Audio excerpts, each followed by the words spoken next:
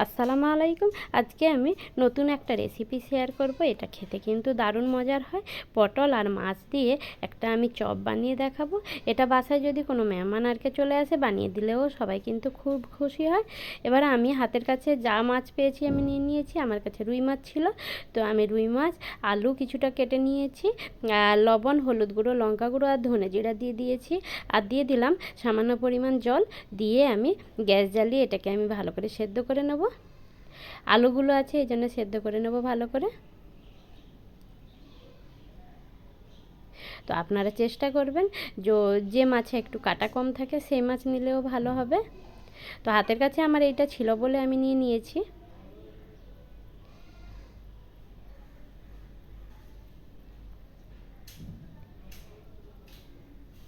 এই যে আমি ভালো করে আমি সেদ্ধ করে আমি জলটা শুকিয়ে নেব।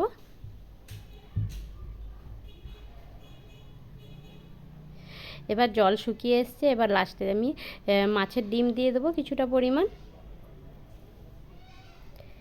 দিয়ে মাছের ডিমটা হালকা করে সেদ্ধ হবে, কাঁচা থাকলেও অত প্রবলেম নেই, কেন কি পরে আবার মশলাটা কষানো হবে।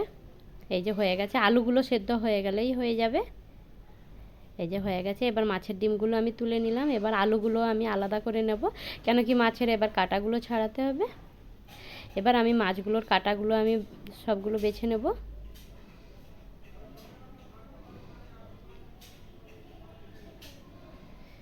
বা যতটা পারেন বড় বড় কাঁটাগুলো বেছে নিয়ে এবার মিক্সার গ্রাইন্ডারে ব্লেন্ড করে নিলেও ভালো হয়।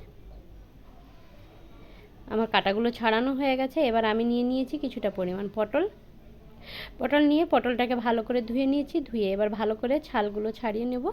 তো উপরের পাতলা যে আঁশটা থাকে ওইটা আমি একটা পিলারের সাহায্যে আমি আস্তে আস্তে করে আমি তুলে নেব।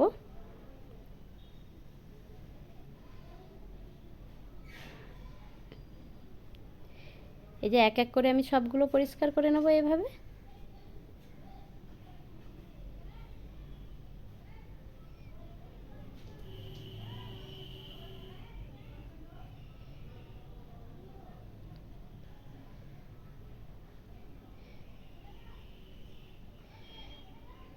এই যে এবার আমি মুখের সামনে আর পেছনে একটু করে সামান্য করে কাটতে হবে, নাহলে বেশি কাটলে তখন আবার মশলা বের করার সময় ওগুলো ফেটে যাবে।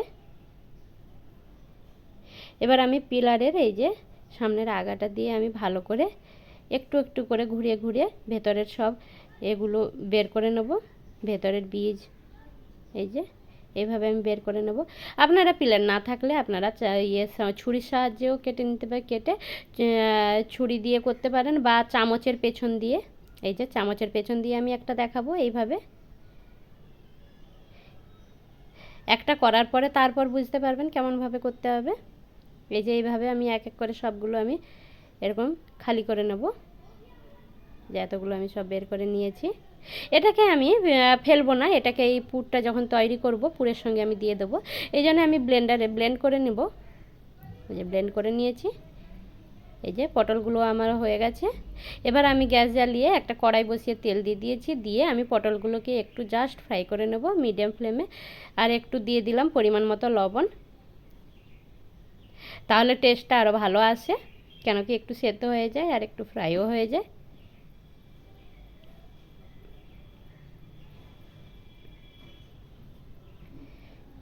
এইভাবে আমি ভেজে নেব।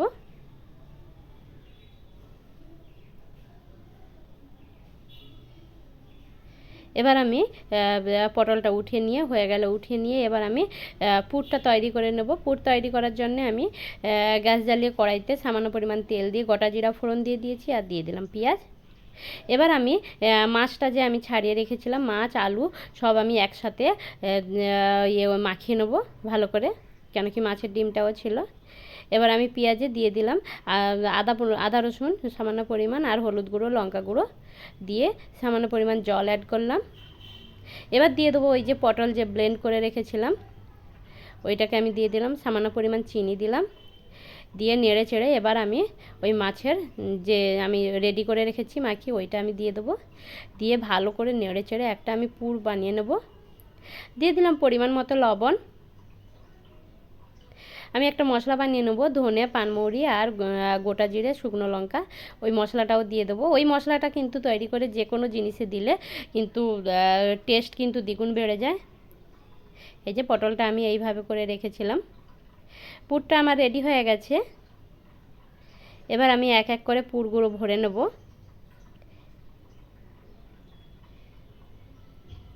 এই যে এভাবে সবগুলো আমি ভরে নেব।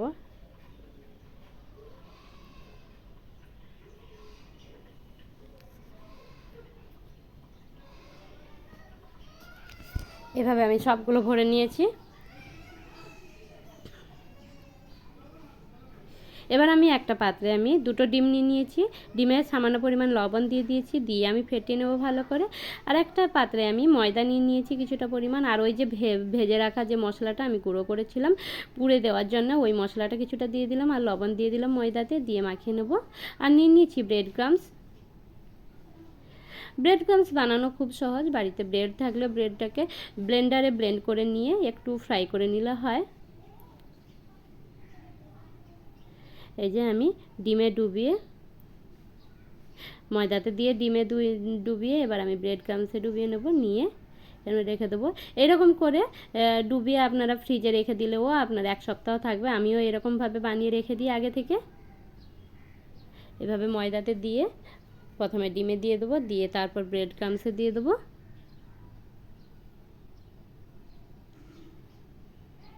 এই যে এভাবে এক এক করে আমি সবগুলো করে নেব। করে সেট হওয়ার জন্য কিছু সময় রেখে দিতে হবে।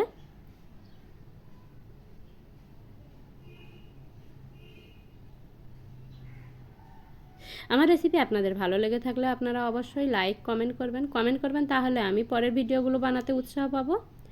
আর বন্ধুদের সাথে অবশ্যই শেয়ার করে দেবেন।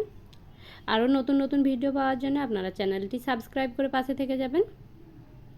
এবার আমি গ্যাস জ্বালিয়ে কড়াইতে আমি তেল দিয়ে দিয়েছি, দিয়ে তেল গরম হয়ে গেলে এবার আমি দিয়ে দেবো পটলগুলো।